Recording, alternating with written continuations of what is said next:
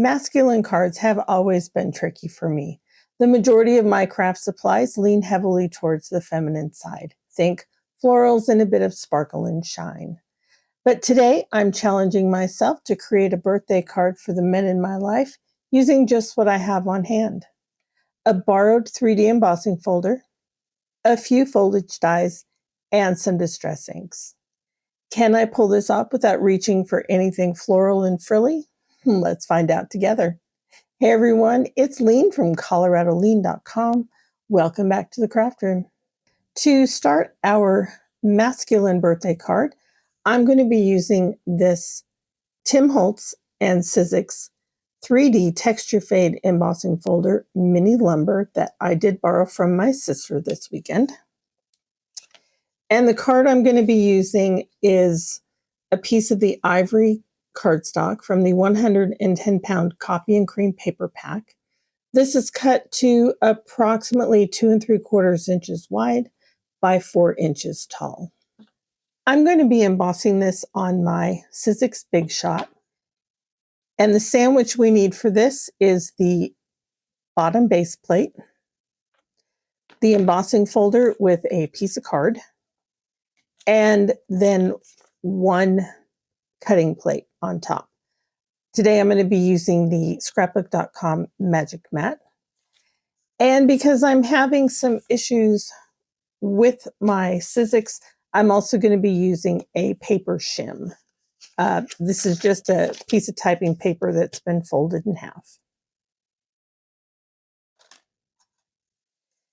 And the first thing we need to do is we do need to moisten our cardstock. It doesn't have to be super dripping wet. In fact, it shouldn't be. I'm just going to use my distress sprayer, and I'll probably hold it about, 8 to 12 inches away. Spray it once, turn it over, and spray it again. And then that will be damp enough. And I am doing that off camera so that my desk doesn't get wet. And now I'm going to line this up in the folder.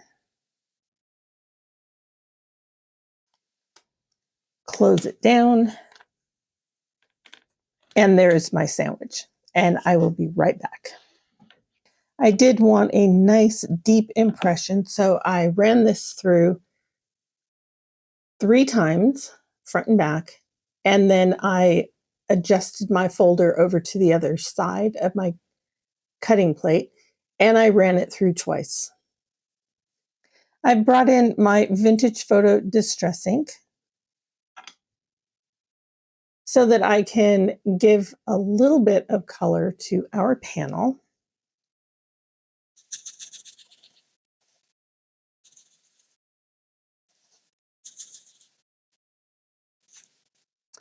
Just adding that little bit of vintage photo distress ink has really brought out the texture in this card. To add a little bit more texture and a little bit more dimension to it, I'm going to use my ground espresso, and I'm going to bring my embossing folder back in. What I want to do with this is I want to put the ground espresso ink on the inside of my folder where the flat lines are. These are the lines that are embossed into the paper. At first, I wasn't sure, well, how are you going to tell where it is? I mean, yes, you can kind of look and see, but if you didn't want to take that kind of time to really focus on it, I found that the majority of embossing folders, whether they're 3D embossing folders or the original 2D embossing folders, the side that has the image is the side that is embossed into the paper. Here is the pinwheel design from Sizzix. And with this side with the image, this is the flat side. And that also holds true for my Altenew Garden Rose 3D embossing folder. So on this one, there's no printed image, but this is where the name is. And this is the flat side of the embossing folder. So that is something to keep in mind.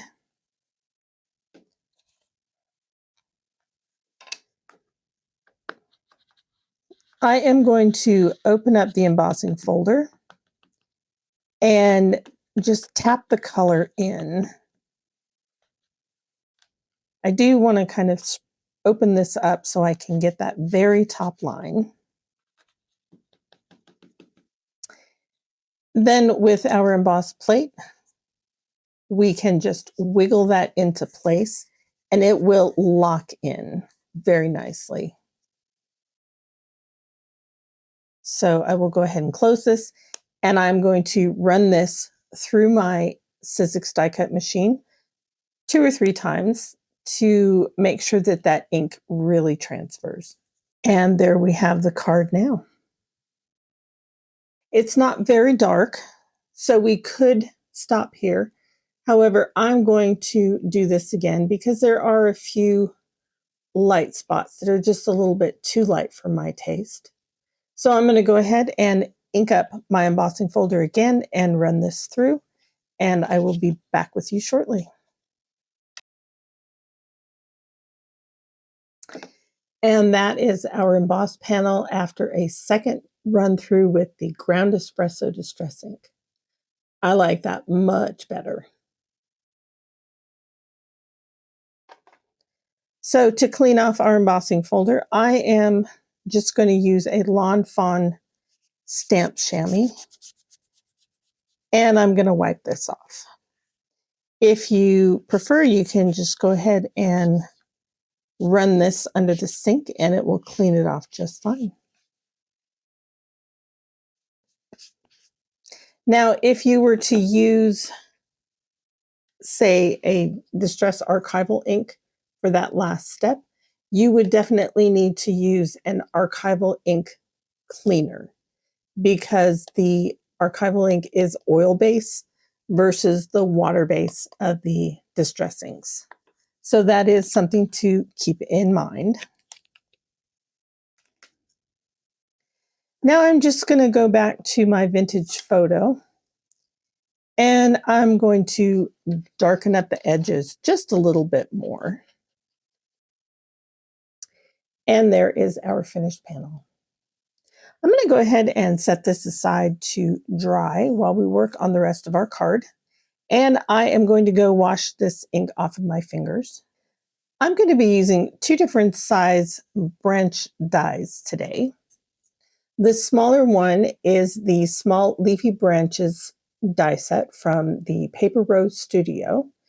I did look online to see if I could find a link for this, and it appears to be discontinued. And the other one I'm going to be using is my favorite branch set from the Brass and Bliss Foliage Trio die set. I always get tongue-tied with that one. And I'm going to be cutting them out of scraps of Basil Basic cardstock. These have a really delicate linen texture to them, and I think they're going to be very good additions to the card. I have always had really good luck with the die cuts coming out of the Paper Rose Studio dies. However, with the Brass and Bliss, they tend to get stuck, which is not a big deal. I just use my Tim Holtz pokey tool, not the correct name, and I just loosen them up the best I can with the holes in the back of the die. And then I just lift it out. Now, if you wanted, you could use distress inks to go around the outside of the leaves. However, today I'm just going to leave them as they are. For my sentiment, I'm going to use the Kaisercraft Occasions stamp set. The happy birthday in this set is just perfect for a masculine card. I have a scrap piece of the cream colored Recollections 110 pound cardstock.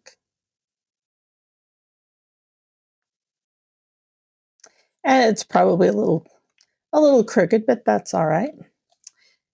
And to stamp this, I'm going to use the Distress Archival ink in Ground Espresso. To trim this down to size, I'm going to use my Tim Holtz and Tonic Studios mini guillotine paper trimmer. I am going to cut that pretty close to the sentiment. I just want this to be a tiny little strip. For our card base today, I'm going to be using, again, the cream colored 110 pound Recollections cardstock. It is 8.5 inches wide by 5.5 inches tall, scored down the middle at 4.25 inches. Now that we have all of our elements, let's go ahead and put this card together. I'm going to start by putting 1/4 inch score tape down onto my embossed panel. Because of all the texture on this panel, I did use more score tape than I would typically use. I want to make sure this is adhered down completely to my card base. I'm going to be using the Club Scrap centering ruler. And this will line up approximately 3/4 of an inch on all 4 sides. Hey everyone, it's Editing Lean here. So I realized I placed the embossed panel a little too far to the left. And because I used score tape with no art glitter glue, there was no peeling it back up. My only option was to carefully trim off the panel, re-ink the edges to clean it up, make a new card base, and try again. Okay, now back to the video. Well, that didn't work out at all. I did not get that lined up even remotely close to where I needed it. So I just cut it off of that card base. And now I have a little extra dimension to my embossed panel. So I guess we'll call that a win. As I tried to do last time, with my Club Scrap centering ruler, I am going to line this up at 3/4 of an inch.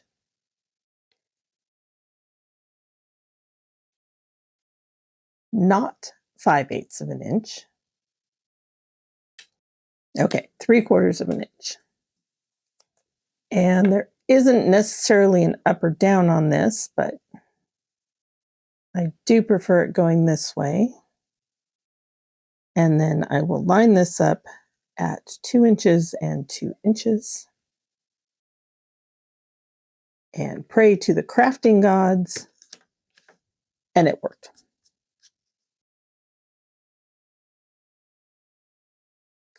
For our die cuts, I am just going to glue them down here on the side. I will lay one on top of the other. I think that'll look really nice. Because I'm going to have one of the leaves hanging over, I'm going to try not to get any glue on this side. And actually what I might do is put a piece of thin 3D foam square on the end.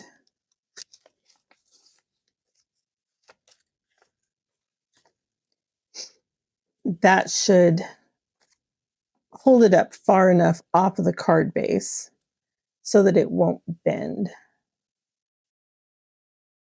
So this leaf here.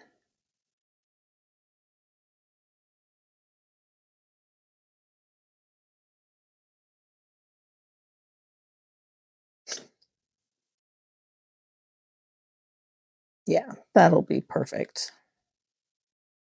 Okay. Now I will just put my art glitter glue on the rest of the branch.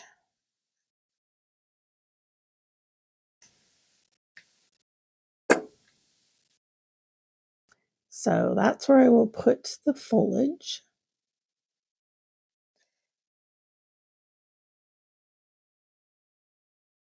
For happy birthday, I'm probably just going to put it down here at the bottom. I think I do want to trim that a little bit shorter. So I will bring in a trimmer, because if I try and cut that with a pair of scissors, it's not going to be straight. There, I like that much better. And then I'm going to pop this up with some of the 3D foam squares, the thin 3D foam squares. And because I'm going over the cardstock here on the foliage, I'm not going to put any foam on that. That should hold it up pretty well. I think I will put another little piece over here, though. I will put a little bit of art glitter glue onto the foam adhesive, and that will give me a little bit of wiggle room to work with. And then I'm just going to find a spot that I like. Maybe right about there. And there is our masculine birthday card. I am really happy with how this masculine card came together. The wood grain texture from the 3D embossing folder adds such a strong grounding element, and the die-cut foliage branches gives just the right amount of interest without being too decorative. Even my little alignment mishap ended up being a happy accident. Trimming down this panel actually added some nice dimension to the design. I'm curious, do you find making masculine cards easy or a bit of a challenge like I do? I'd love to hear your thoughts down in the comments. Also, if you enjoyed this video, please give it a thumbs up, subscribe to the channel if you haven't already, and have a fantastic week. Happy crafting, everyone.